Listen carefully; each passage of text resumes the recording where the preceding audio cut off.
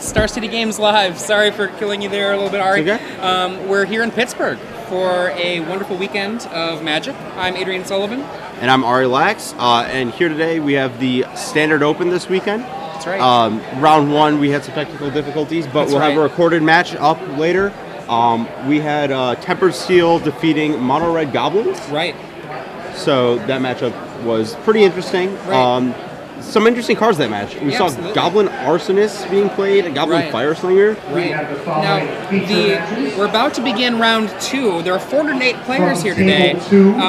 9 rounds? Yep. Your that last match, which will be being played later, is a pretty quick match. It was one of your friends, right, playing a Tempered Steel deck that you've been working on? Yeah. Still working out the 2-drops, but it's pretty close to Alex's list from top 8 of Seattle last week. A friend of mine won a PTQ last week with it. A friend of mine won another large event with it last week. And after they played those events, they're like, well, let's talk about this. Let's make the change to the list. So they made the changes. They looked online. They're like, oh, this is Bertoncini's 60. Okay. How many spell skites are you running in the deck's main? I'm only running 3 right now. Only? I mean, I didn't really like the fact that it was an 0-4. It's kind of a do-nothing. Doesn't attack them on its own. So I added a couple Porcelain Legionnaires, which might not be the best, but it's still being worked on there. Right. Well, one of the things with Spellskite is it is in an aggressive deck, it's a do-nothing on the aggressive plan. Yeah. But it does so much in other things, too. You know, like, someone will think to themselves, oh, I'll be just totally fine. Next turn, what I'm going to do is I'm going to blow up that one creature. It's going to blow up the Nexus, and I'll be fine. And then you lay the Spellskite, and they're like... The new thing it does is that it stops the life gain on timely reinforcements. Because you can target any spell or ability with Spellskite. It doesn't have to be something with the target. Right. They just play timely reinforcements, and you're like, well, my life total matters less than yours, so I'm just going to pay down to less than your life total, and you're not going to gain 6. That's really good. That's nice. I like that. Yeah. I mean, they'll still have 3 1/1s, but in a deck with Tempered Steel, 1/1s don't matter so much. Round 1/1s, and that's huge. Yeah. The deck has all of these flyers, so... And then the deck that he was playing against your friend, Ray Todic, you mentioned it was a Goblins list. Usually when we think of Goblins, we think of, like, Chief, Ember Hauler, things like that. This deck, none of that. It was like 21-drop creatures. Yeah. And Goblin Grenade, Searing Blaze. The curve basically stopped at 6 2-drops. It was 4 Searing Blaze and 2 Incinerates. It was basically... That's the top of the curve. It was the old 20-20-20 deck, but he cut 2 lands for 2 Dismembers. Yeah, which is a pretty good swap. Yeah. Dismember's a pretty solid card. Right, and in that match, obviously, a Tempered Steel deck versus a aggressive Goblin deck. The cards that really, really make things huge, Tempered Steel is such a problem for another aggressive deck. Yeah, basically what happened was games 1 and 3, the Tempered Steel deck had Tempered Steel in play and won. And then the other game, the Tempered Steel deck couldn't cast Tempered Steel and lost. I would characterize it slightly differently. I would characterize it as games 1 and 2, somebody had mana problems. Game 1, we saw Ray's list, and he complained, actually talking with Matt after the match. After his fetch lands, he drew 9 lands game 1 in his 18-land deck, and had his opponent down to, apparently with his hand, it was land at the end of the game. And he was like, yeah, it was pretty rough, because there was a couple of turns in there where a spell really would have turned the tide. And then game 2, your friend, whose name I forget, Jimmy Risk.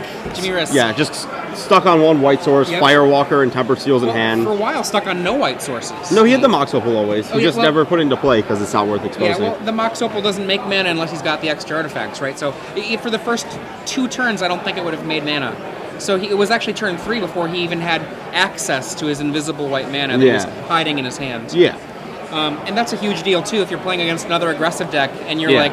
Can't cast my spells, guess I'm going to die. So then game 3, we had an actual match where... an actual game, and Tempered Steel hit the table on turn 3 and just basically ruined Ray's day. Yep. Yeah, it was actually... The curve was actually Vault Scourge, Core Firewalker, Tempered Steel, which is pretty much the nightmare there. Yeah, and, barring the ridiculous, I'm going to go... Turn 1 Vault Scourge, Memnite, Mox Opal, Vault Scourge on tap Tempered Steel. Yeah. It's about as close to the 9 as you're going to get. I think that from the other side, Ray's set of plays was something like Fire Slinger, Teetering Peaks Dismember, and then Frown. Yeah. Especially on the draw, you're not going to be... But it looks like, in general in the metagame, a lot of the top-level players are playing Callblade today. Callblade is the deck of choice of most of the best players we're seeing. And what we're going to be doing right here is we're going to be going to that new match. We've got 2 players, Eli Kassis and his opponent, Ruan. Yeah. So Eli is known, he, as far as I know, runs Jupiter Games. He's a well-known Legacy player with top 8s across that circuit. And Ruan, he was in a few feature matches in Cincinnati. He's from Michigan. Looks like the matchup is Callblade versus Valakut. Possibly not Callblade, possibly blue-white. Ruan has 2 Valakuts on his first 2 turns. Eli was on the play and led on Glacial Fortress into Seachrome Coast, but no other plays. Eli preordains.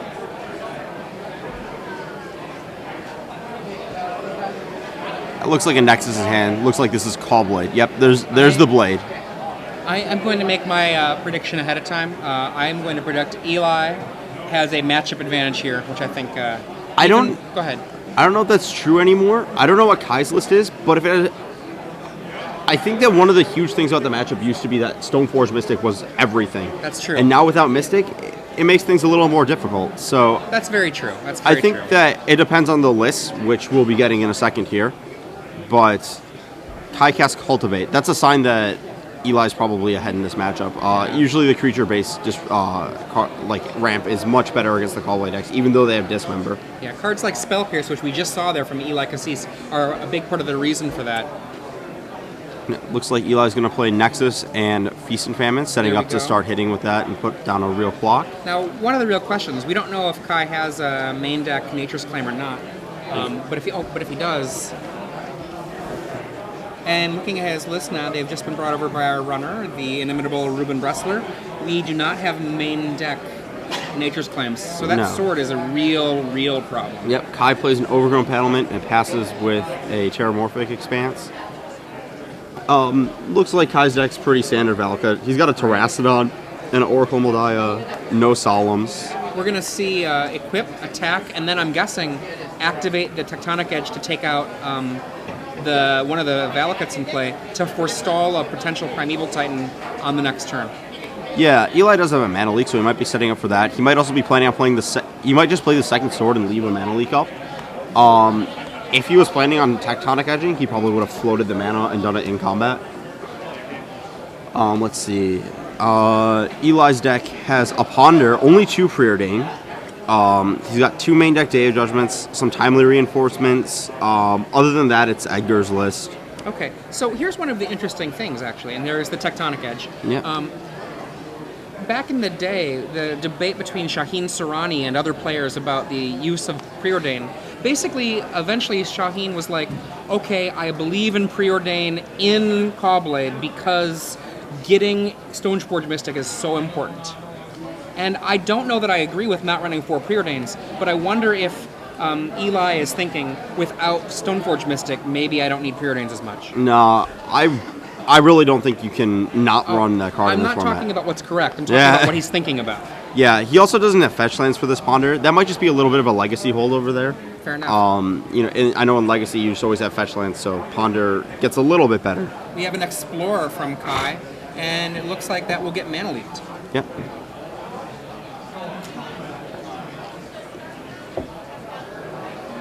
Several lands in Kai's hand still. Untap. Is that an Into the Royal he just drew? And there's another Mana Leak in hand? Spell Pierce. Spell Pierce, a sword, and it looks like a Tectonic Edge. Yeah. Well, that edge is just such a huge problem for Kai at this moment. It's possible that just playing sword is the same kind of threat that that Stoneforge used to be. You don't really need the body necessarily. Kai has a Harrow in his hand. And yeah, he probably is going to edge again, and he doesn't recognize that he could have floated that mana. No. Kai's going to sack the edge land, so the Spell Pierce isn't as big of a blowout, but still, he's pretty far behind, looking at 6 poison, 1 card in hand, facing down this sword. Let's see.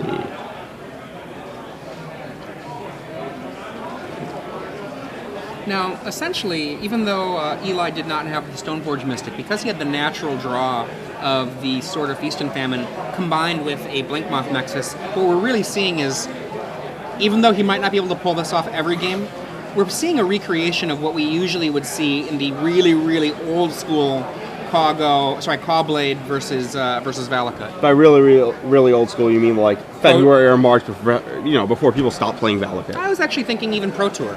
Really? Oh, Pro Tour? Yeah. Yeah. I wasn't at that Pro Tour, so I wouldn't remember. So.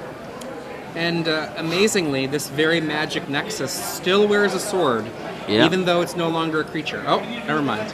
Yeah, I don't think people had Nexus at the Pro Tour. That was a Dallas innovation. The Nexus wasn't there yet, but I mean, it's recreating the way that the Stoneforge Mystic worked. And Kai, realizing he's just going to get torn up, scoops it up to go to the next game, bringing in almost certainly 4 Nature's Claims. I don't know if he actually wants to bring in all 4 Nature's Claims. I mean, you only really have Sword as a problem. Like, Spellskite's not actually a problem. Spellskite's not going to be an issue, Yeah, so they only really have Sword, and one of the things is you just can't afford to draw dead cards against Cawblade. They're a control deck. They're going to try and trade cards, and you can't just draw 4. Let's try this again, then.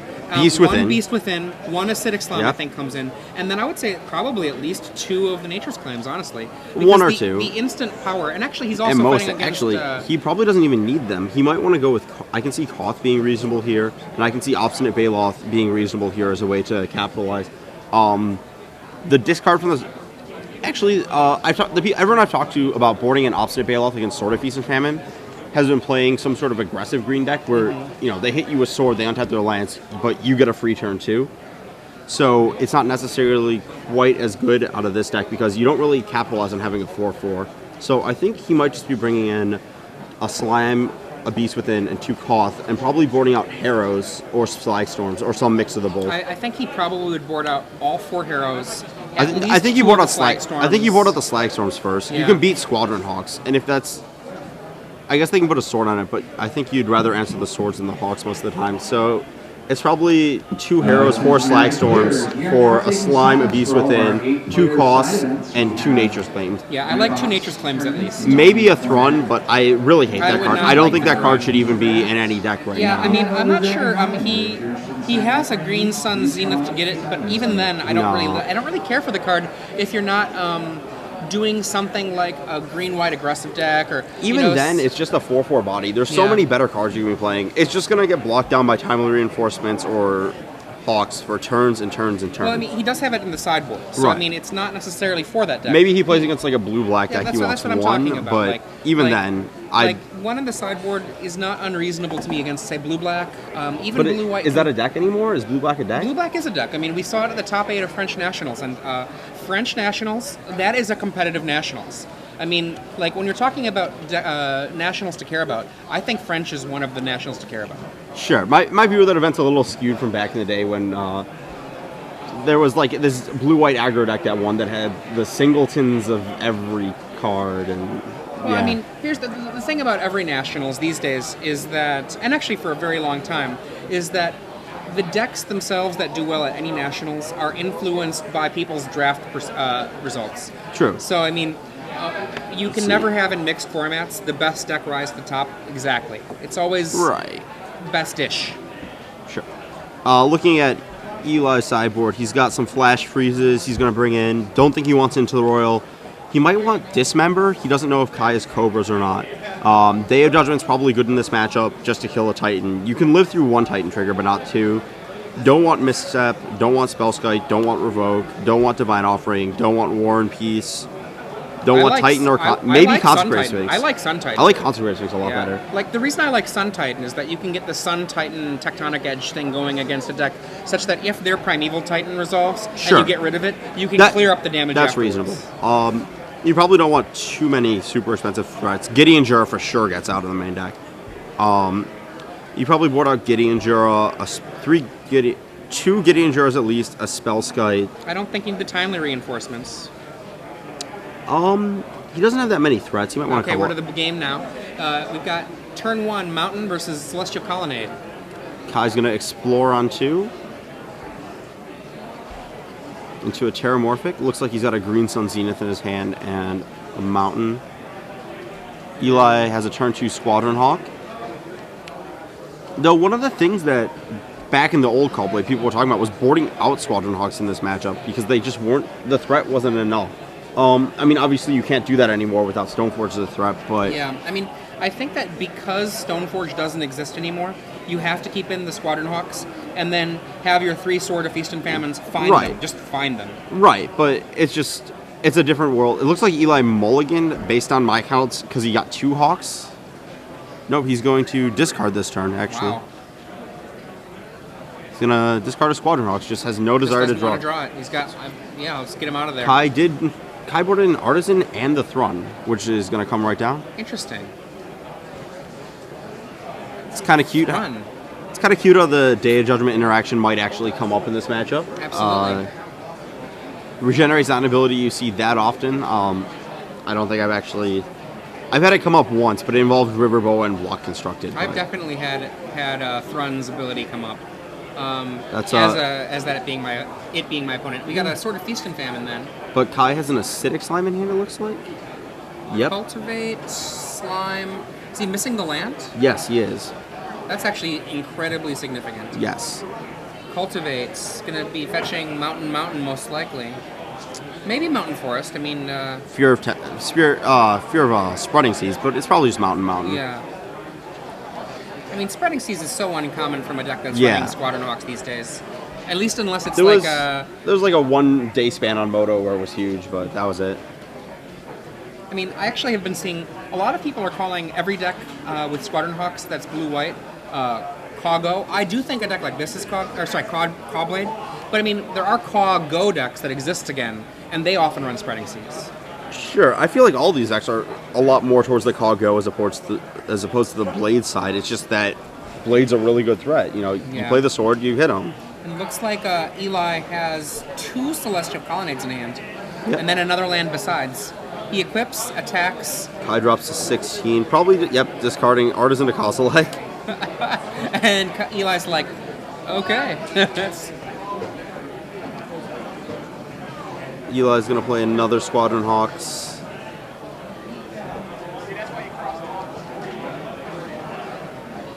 Which is going to get the last Hawk out of his deck. It's kind of interesting. If he was going to discard that first Hawk, why not get all the Hawks and discard more? Maybe he just only didn't want to draw the 1. Looks like his hand has a Jace, a Dismember. Dismember, interesting. It's good against the battlements, so just keep them off of getting somewhere. Thrawn's going to get in. Eli looks like he's going down to 12 life. He attacked with Thrawn last turn, too. He did attack with Thrawn last turn. Okay, so these life totals should be 12 to 16.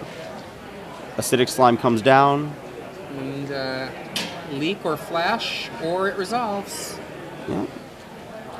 And it looks to me like it's going to resolve. Yep. Take care of the card that matters. Yep. And then it looks like a Valakut the Molten Pinnacle might be coming down. But Kai might also be thinking about whether it's right to play the Valakut and have Green Suns for 6 up next turn, or whether it's right to hold it so he can wait for a Harrow, or Cultivate into killing it. So it looks like that's a Dismember on the Slime, putting Eli to 8, if I counted correctly off all these attacks. Eli draws into the Royal. Yep, there we go, 8. You see a Jace? Little Jace? Oh, it's so nice to see a Jace come into play and have it not be Mind Sculptor. Yeah, you know, there have been times where I've been advocates of Little Jace over Big Jace, but you could not do that in Standard ever. Celestial Colonnade number 2, actually number 3, pardon me, hits play. Yeah. 1 Hawk comes in. Kai goes down to 15. The other Hawk's probably protecting the life total at this point, I think. But I don't think that matters. I think Kai is just going to get Titan up this turn, so... Ugh. 1, 2, 3, 4. That is a Koth of the Hammer, playing around a Spell Pierce. Is that good? It is good, he says. And 4/4. Can't even misclick and animate the mountain you just played because you didn't have one. Those are both going at the face, I'm assuming. Most likely. Eli goes down to 4. Kai says go. Yep. What a rough place for Eli. Yeah, especially because Kai has this Green Sun that is instantly lethal. That's a Day of Judgment that does not do anything against either of those threats. Draw again. He's got an Into the Royal, which is not it that does great. Something, but not great. It doesn't actually do anything. It just makes him pay for the Koth again. That's exactly. Well, I mean, if he happened to Jace into a counterspell. But all the counterspells in his deck can be paid for. Kai has 7 mana, so Mana Leak and Spell Pierce are both. Good God. Okay, there's a blocker. Yep. What Eli needs to do here is go over the top with something huge. But maybe Gideon Jura or Sun Titan? Yep, that's a Sun Titan. Sun Titan is good. Yep, but let's see. Sun Titan tapping him out though means that he's dead. The Green Sun Zenith kills him. Yep. Titan back. Hawk? Playing around a removal spell. I guess, right?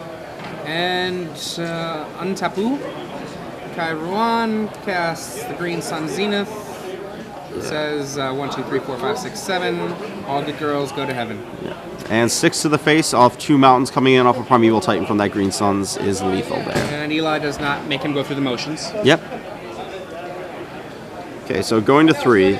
Another interesting thing. Eli might change his plan now after seeing Kai's plan. Yeah. Eli has 61 cards in his deck, interestingly. And this one Ponder just... Yeah, it looks like he took the list and wanted to play a few more cards and then decided he wanted to shave some cantrips for them. Specifically the Day of Judgments. That's actually the change. It's -2 Day of Judgments, or -2 Preordains, -1 Spell Pierce, +2 Day of Judgments, +1 Timely Reinforcements. Yeah, Eli top-aided with Reanimator recently, and he top-aided a lot with junk in the pre-Mental Misstep world of Legacy. Oh, I remember those days. Let's not get too much into the Legacy conversation, but yeah. But I have to say, Mental Misstep, frowny face. As a Storm player, I would tend to agree, but I feel like it was necessary. That deck was beyond anything else in the format, and with Misstep, it's just a deck. Okay, so Eli's going back into the tank on sideboarding here. Let's see. I like the Consecrated Sphinx, but it might just not be enough. Drawing cards and everything probably is just...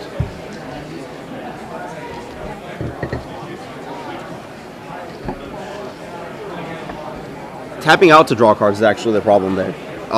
Because you can't actually respond to what they're doing unless they're hellbent at that point. But, yeah, Consecrated Sphinx actually isn't as good as I thought it was here. I mean, the issue is the tapping out, just like you said, right? Where, I mean, Sun Titan would have been really awesome if it didn't mean he died right away. There aren't any hard counters, so the Consecrated Sphinx isn't actually drawing real solutions. So by the time you're casting Consecrated Sphinx with mana up, they're going to have enough to pay for a Leak or a Pierce. Whereas Sun Titan's going to take out their Valakut, so Sun Titan's definitely the right creature there. So he probably just wanted the Sun Titan, Day of Judgment, 2 Flash Freezes, maybe the Dismember. I don't know if I like Dismember. I mean, like, it doesn't... When I'm looking at Overgrown Battlements as the thing I'm killing, I'm not excited about that. Especially now that, you know, you've seen that you want Day of Judgment. Sure. You know? You probably don't want the... Oh, he already has 3 main deck, not 2. Yeah, he doesn't want the full... He's only 4. got 2 Day of Judgment. No, Dismember. He doesn't want Dismember. 4. He wants, at most, 3. Yeah, he's probably boarding out... I think Spellskite's one of his worst cards in this matchup, unless he's planning on using it as an answer to Nature's Claim, but I don't know how relevant that is or isn't. I mean, that being your answer. Particularly if you're going to lean on your Day of Judgments at all. Yeah. And we have the game beginning. Turn 1, Eli Kassis slays a Glacial Fortress. Kai plays a Valakut. Looks like he has Battlement and a Terracodon that we can see in hand. Eli has a Squadron Hawk on 2 for 2 more Hawks. Not discarding this time.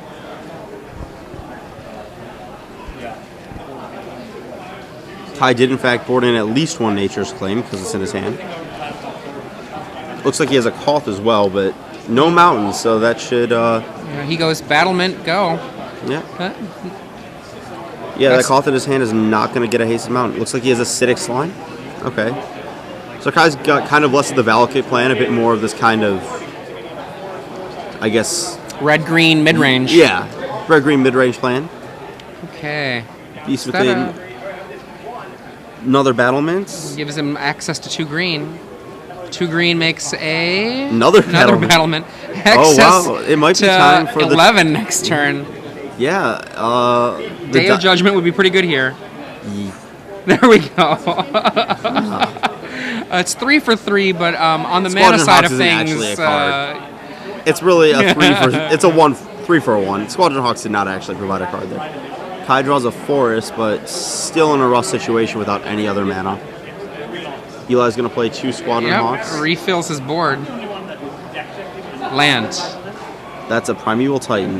Not what he was looking for. Says go. Eli also has a Tectonic Edge for that Valakut, so things are looking a little hairy here. Spellskite. Yep. Any responses? That's going to get Nature's Claim. There we go. 4 life.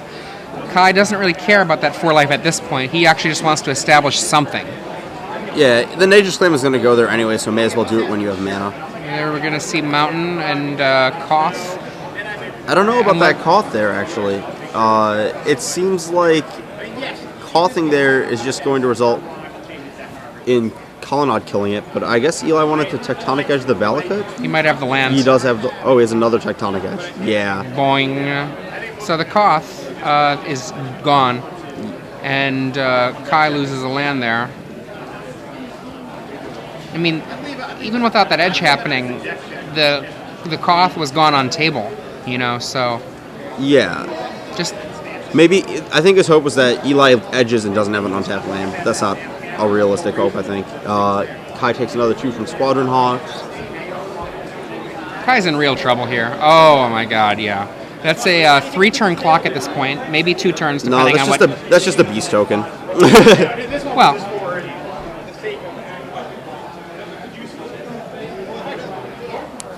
See, now, I have no idea how Kai has his deck sideboarded. It could be, even though I think Slagstorm should be gone, it could be he'll just cast Slagstorm 2 turns from now, and we'll be like, wow, you really are red-green mid-range. He's probably still dead to the Colonnade then. He's probably trying to get Acidic Slime for that Tectonic Edge so that he can get to the... Oh, that is not the land you want to draw here. Just a little late. Force him to Tectonic Edge it so he can't attack with... nope, can still attack with Colonnade and then activate the edge after. I thought he had 1 less mana, so... Bang. Yeah, Kai is... Real trouble. He needs an untapped land right here. No, and that's he's not just dead. Yep, yeah. There we go. Yeah, he needed an untapped land, kill the Colonnade, block and trade with the Beast, and then find answers to the Squadron Hawks, which had him down to... 2 life, which is so he's already dead. Just dead.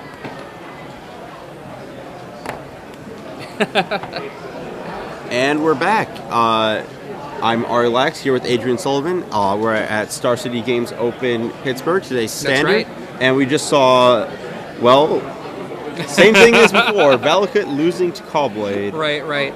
And as we were talking about before, in this match, Eli Kassis playing Caw-Blade, and you were mentioning how he had some legacy success in the past, and his opponent Kai Ruan playing Valakut.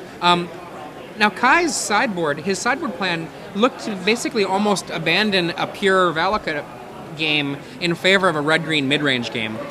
We saw Koths, we saw Artisan of Kozilek, we saw Thrun all come in, and that's not exactly what we would have imagined happening. It's not really abandoning it so much as just you have the ability with Green Seal Zenith to get all of these cards. Right. And the Artisan's kind of, sometimes these games go really late against Caw-Blade, and you just have this 9-mana double threat. And even if they counter the Artisan, you have a Titan in play usually, which is good enough. Now, what do you... You kind of only thought he should bring in a little bit of Nature's Claim and instead use Acidic Slime and Beast Within to deal with the sword.